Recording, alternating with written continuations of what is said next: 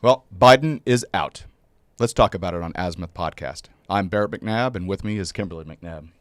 So we all got the news at the same time yesterday, Sunday, that Biden has withdrawn officially from the Democratic nomination process for President of the United States. And I tell you, there has been calls for this ever since his disastrous performance in the debate last month, but more and more people have been telling him to get out, and Democratic donors have refused to give money up and down the ballot. So they're not only not giving to the presidential campaign, they're not giving to Senate or to congressional campaigns, while Biden was really giving the glare and stare of "get off my lawn, I'm staying in, to fight this thing." But he has finally capitulated. Yeah, 35 members of Congress were telling him to get out. So the deal is done. Now, there are a lot of questions that can be asked about this. First of all, he posted on X, Right. Which I'm sure a lot of left-leaning people were opposed to Elon Musk buying Twitter. So good job, Elon. Yeah, and Elon even said, "See, I'm still relevant." I mean, he put on his own X and his own profile, "I'm still relevant." For all those who say X is not relevant anymore, the news came on X. Yep, and with no speech, no video, no news outlet on X. He did say that he would make some appearance later this week, which would be good because. Who was it? Was asking, we need proof of life by 5 p.m. today. Yeah, Lauren Boebert was like, we need proof of life by 5 p.m. from Joe Biden because we haven't seen him or heard from him, and all we have is this, multiple X posts. Yeah. Also, it was noted that it was on his personal letterhead, not the presidential letterhead. So I don't know if there's something to read from that. And then we're not going to read the whole letter. There are some conspiracy theories out there whether or not the signature is actually his. Just a conspiracy theory. But also, one thing I noticed when it was read aloud on several podcasts was for the good of the party and the country. He listed the good of the party first. So kind of indicates to you which good he actually cares about. Yeah, I mean, one of the things that I have a problem with this entire time is that the debate finally showed the American public who Joe Biden actually is and the cognitive decline that he has had. There have been rumors, there have been, snapshots of Biden wandering away from G7 leaders to go stare in a random direction, to not being sure when to sit down. I mean, we had fun with all of those things. The fact that he tripped all the time and fell down, especially at the Air Force Academy, and just completely eating it. He had to get a set of baby stairs installed into the and the moon shoe looking thing. Yeah, the moon shoes, but he had to get a set of baby stairs installed in Air Force One because he couldn't climb the standard set of stairs that everybody else is able to use.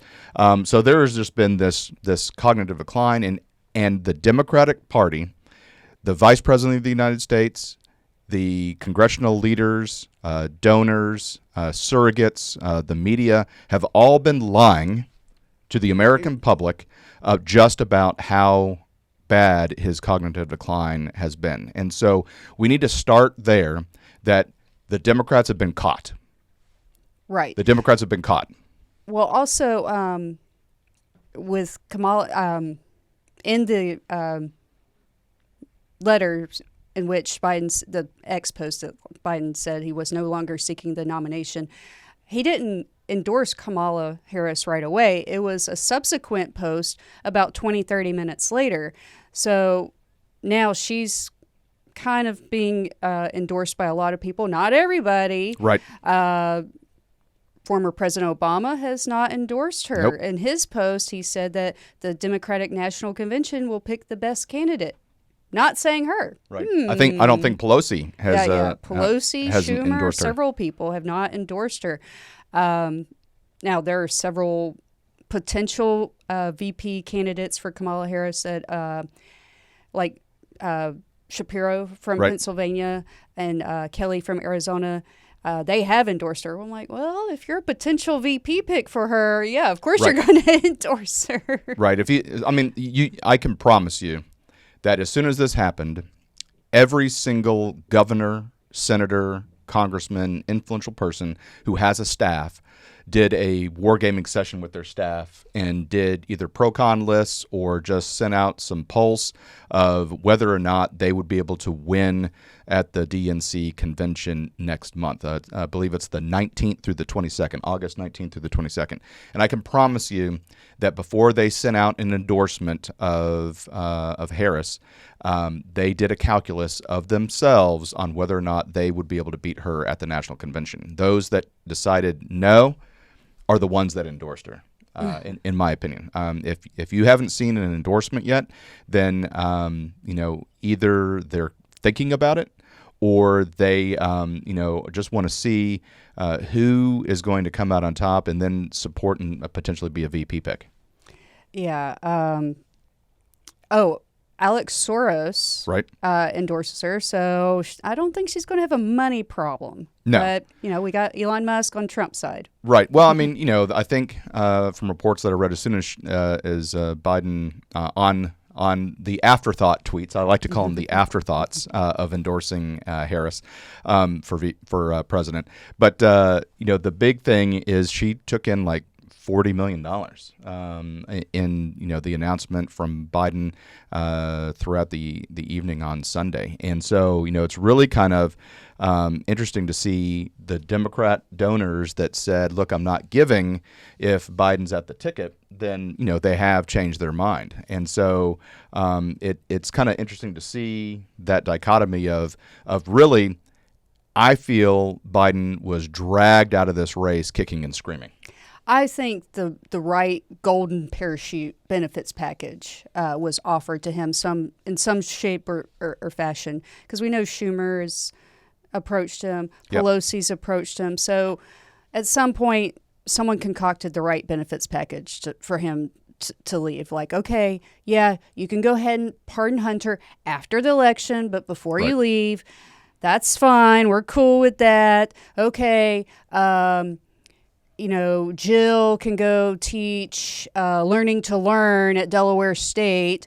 Or any other college. I mean, yeah, is she going to be at Georgetown? Is she going to be at Harvard? I mean, she's and get her name on the building, and Hunter can sell his finger paintings. And, Right. So, yeah, he's going to keep helping the Biden family out. Yeah, the two heartburn that I have with this, number one is the lie. Again, I'm going to reiterate the lie that has been told to the American public. Even Kamala Harris saying that he runs circles around us in cabinet meetings. He hasn't had a cabinet meeting in months, right? Yeah. So the cabinet is all the secretaries, Secretary of Defense, Secretary of the Interior, Transportation. Everybody has been having a lack of guidance or leadership. Now the Chief of Staff is obviously providing some guidance to them, but still, without having a cabinet meeting, you're insulating Biden. The second heartburn that I have is that he has disenfranchised almost 15 million people that participated in the Democrat primaries and caucus that have been throughout this year. And their voice no longer matters. Yeah, I mean, come on.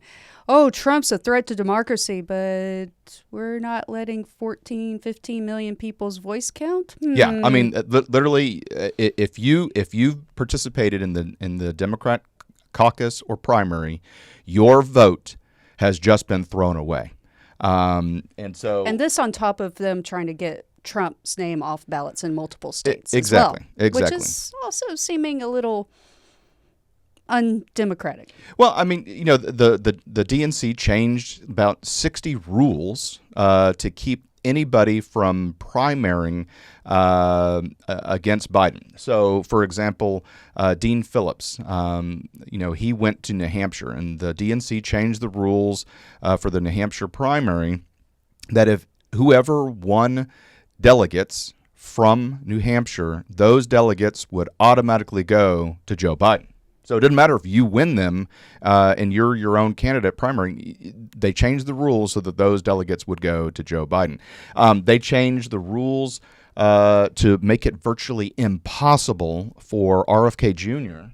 To Who primary. had to switch parties. He had to become an independent just to get disowned by his family, basically. Exactly. And I have huge problems with this, and if you are a Democrat, you should have huge problems with this as well. I understand, you were probably demoralized, that Biden was your ticket and your candidate, and you were saddened by the debate and saddened by all of the other confusion that was surrounding it. But you should be furious that you were lied to for so many years about his state. Exactly. That you were that you were lied to, but also you should be furious that the lie of his cognitive decline wasn't told to you, and you didn't have any other choices available to you because the DNC fixed it so that Biden would be the nominee. And you were not able to actively go and have debates with Dean Phillips and RFK Jr. and things like that. And hear their voices, yes. Marianne Williams, I mean, who, I don't know who voted for her, but still,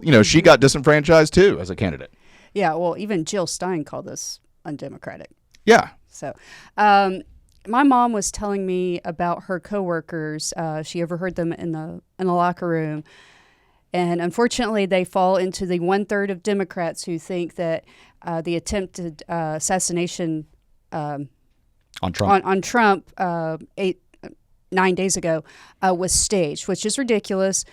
If you see the close-ups of his ears lay flat by his head, okay, and if you've ever shot a gun at a target, you know how easy it is to miss. And if he is such the narcissist that the media claims he is, do you think he's really going to risk it? To risk a sympathy vote to be that far to millimeters into his cranium? No, he might. If a true narcissist might send someone else to have that happen to them, but not the narcissist that everyone loves to claim that Trump is. Exactly. So unfortunately, they fall into that category. But guess what? You should be mad too that other options weren't available to you. Okay? And also, it makes me sick. These people work in manufacturing. Guess which party wants more manufacturing in the United States? The Republican Party.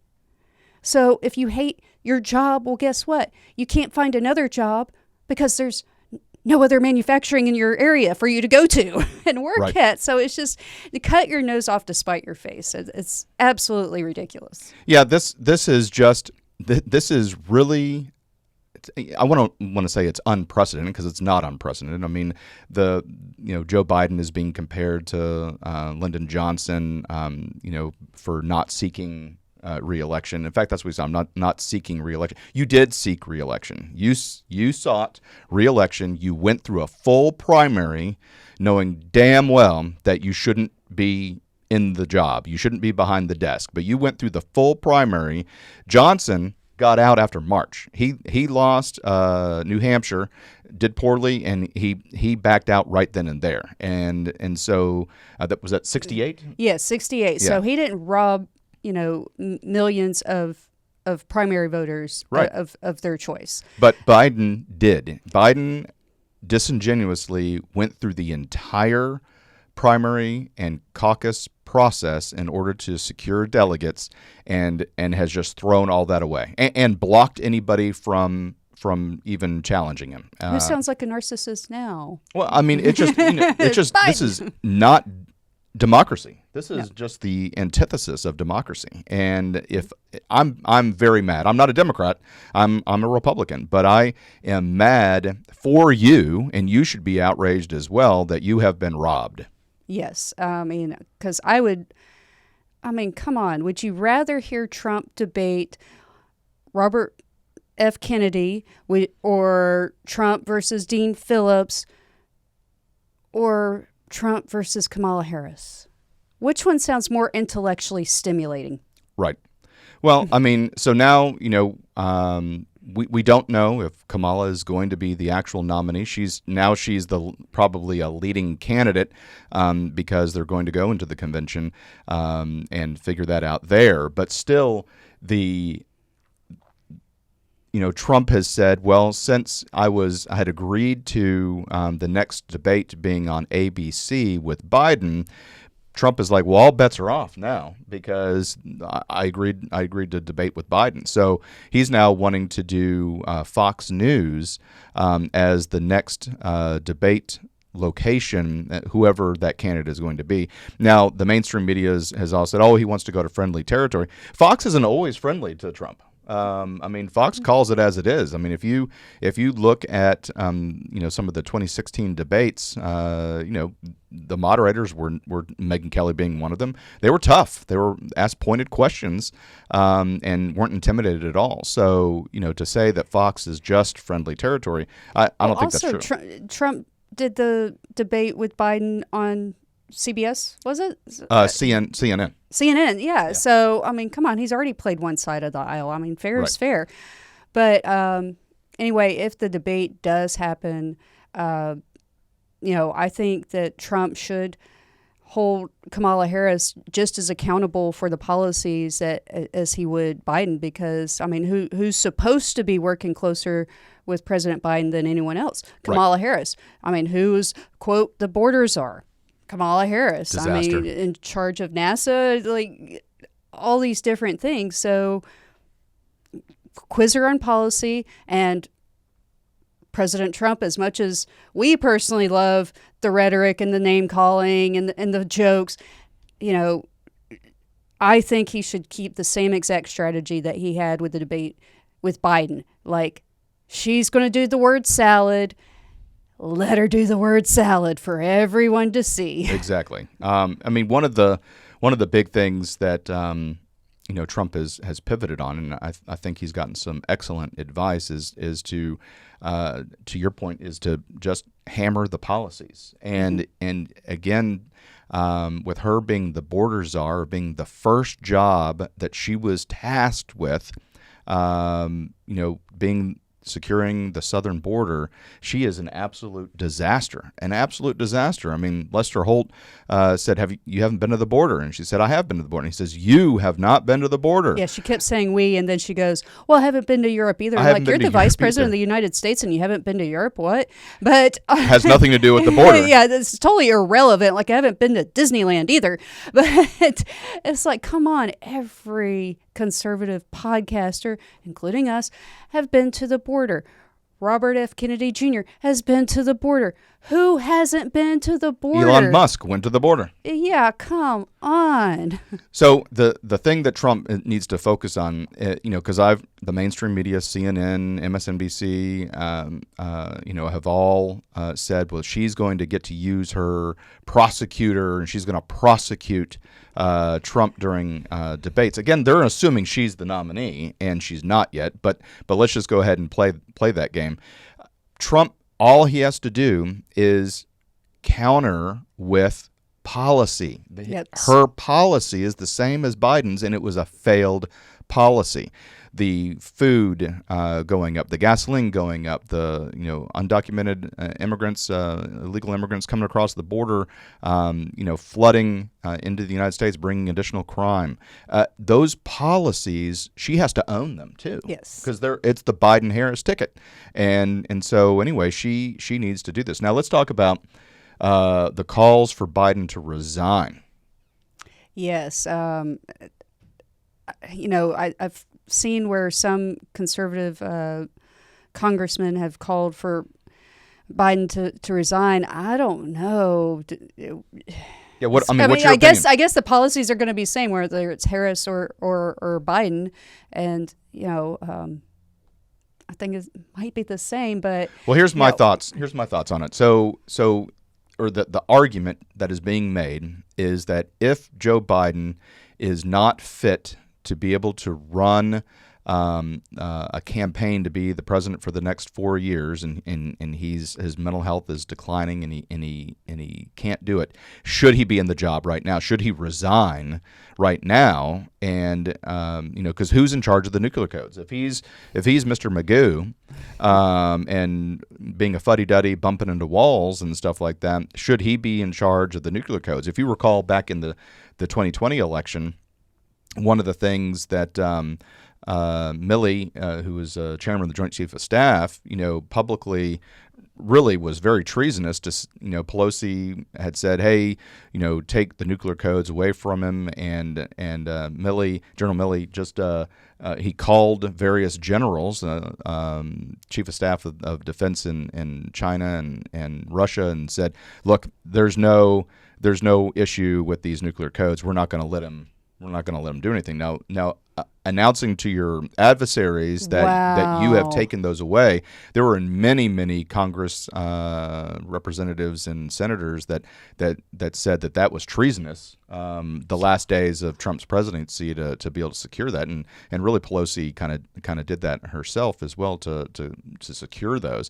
So if what's good for the goose is good for the gander, has somebody secured the nuclear codes from Biden? Is he able to make cognitive decisions about the defense of the United States? I mean, let's put aside what are our enemies thinking about exactly. this? I mean, there has been confusion that has set in, and I am glad he made that decision. I do not feel as though he would have been able to do another 4.5 years, because we have 6 months of this year left, and then moving on into the new 4-year term. But still, this is not a time period where a letter on X is appropriate. I think it's so grave. It's way too grave to be only out on X. And it caught his staff by surprise as well. He had a small circle of staff on his Delaware home that he was surrounded with, and it was just the small circle, and then he didn't let anybody know. In fact, he didn't even let his vice president know. Of course, a lot of people are joking, did he know when he woke up this morning? Yeah, did he even know? But still, the point I'm trying to make is it was a surprise to everybody. And in the federal government, in the executive branch, there shouldn't be any surprises that are launched like that. I mean, we just did, the Secretary of Defense, Austin, got publicly admonished and admitted that it was wrong of him to keep his cancer diagnosis a secret, and his being admitted into a hospital intensive care unit, having to go through surgery and stuff like that. And he was MIA for a while. He was MIA, and it was a surprise that people didn't know. And I've always said, in the Army, above every single telephone mounted, a piece of paper is mounted on the wall, and above every telephone it says who else needs to know. And so in this instance, having it just be this mic drop of "I quit, I'm out, peace," that's the wrong way to do this. Well, Trump was right when he told Biden in the debate, you don't ever fire anybody. Right. Well, he fired himself. He fired himself, or self-selected himself to be voted off the island. But this is just absolutely amazing. I think over the next 30 days or so, as we get to the DNC convention in Chicago, this is going to be really absolutely just amazing. I think this is, again, it's not unprecedented. In 1958, we had Johnson removing himself from the race. The last time we had a contested convention for the DNC, it was also in Chicago, and it was 1952, and the round of voting that occurred, because there was not a nominee, but the round of voting that occurred went to a contested convention. Didn't go through the first round, went to the second and third, and the candidate, you don't even know his name, because he ran against Dwight D. Eisenhower and got crushed.